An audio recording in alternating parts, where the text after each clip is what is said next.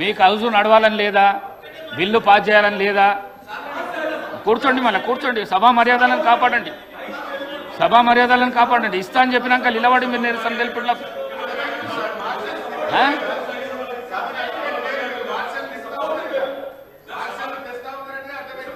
మీరు ఇగో హరీష్ రావు గారు, మీరు వచ్చినాక ఎవరు అవసరం లేదు, మీరు కూర్చోండి.